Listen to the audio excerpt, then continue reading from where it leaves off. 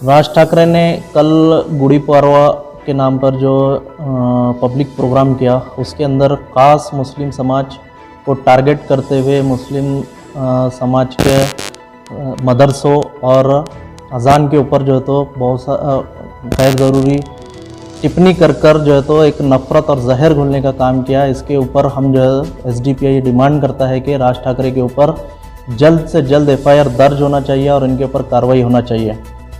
इन्होंने कहा कि धर्म के सारे काम जो है तो घरों के अंदर करना चाहिए।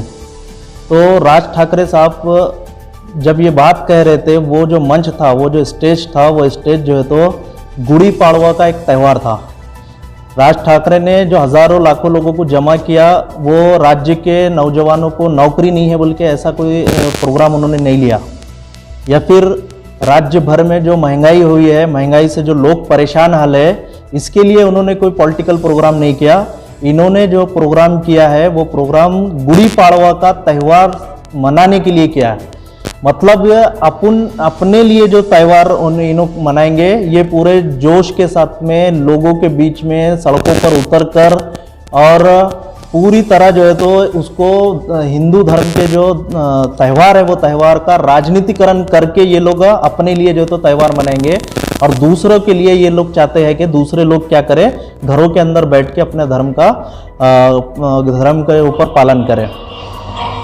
दूसरी बात इन्होंने अपने स्पीच में कहा कि दूसरे देशों को देखो करके उन्होंने जो है तो लोगों को तवज्जो दिलाई है।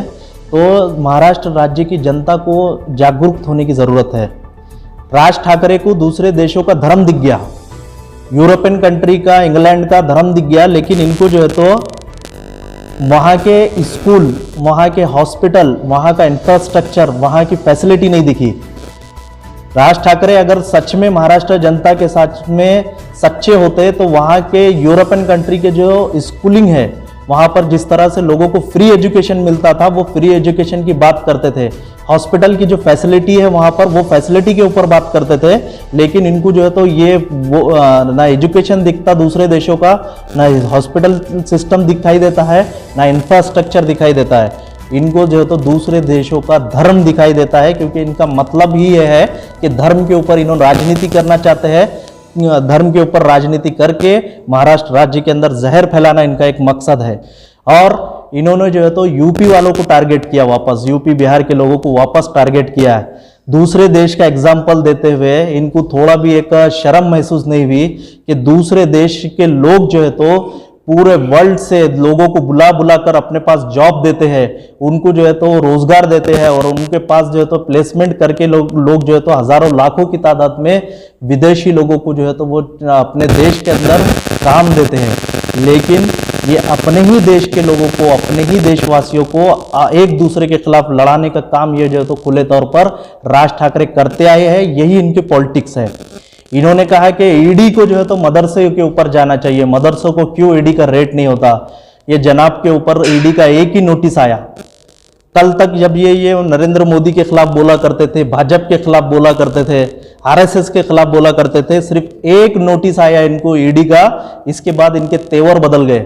इनके बाद तेवर बदलने के बाद आज ये भाजपा की आवाज में आवाज मिला रहे, संघ परिवार की आवाज में आवाज मिला रहे।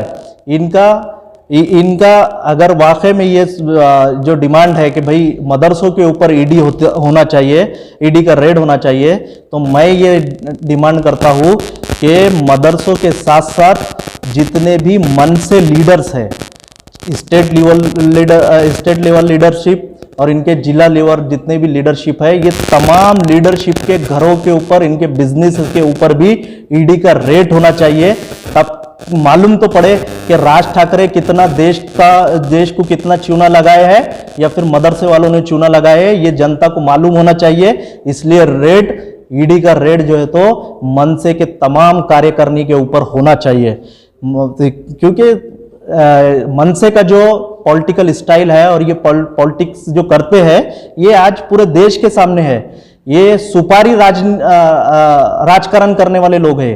ये सुपारी लेकर जो है तो प्रोटेस्ट करते हैं, ये सुपारी लेकर आंदोलन करते हैं, ये पूरे देश के सामने आ चुका है। तो ऐसे पॉलिटिकल पार्टी के लोग जो है तो सिर्फ नफरत फैलाने के लिए, राज्य का जो है तो लॉ एंड ऑर्डर को खराब करने के लिए ऐसे तरह तरह की बातें कर रहे हैं। इनके ऊपर सख्त कानूनी कार्रवाई होनी चाहिए। और राज ठाकरे साहब, मैं आपको बता देना चाहता हूं कि महाराष्ट्र राज्य का मुसलमान अब जागरूक हो चुका है। ये मुसलमान अब वो 92 वाला मुसलमान नहीं है कि आप जो है तो गुंडागर्दी करेंगे, आप मुसलमानों को डराएंगे, धमकाएंगे तो ये मुसलमान डर के खामोश बैठ के आपके बोलने पर जो है तो डर जाए। ऐसा आज का मुसलमान नहीं है, एक नेतृत्व है। ये नेतृत्व इस समाज को सोशली, डेमोक्रेटिकली और लीगली फाइट करने का एक सिस्टमेटिक तरीका जो है तो सिखाया है।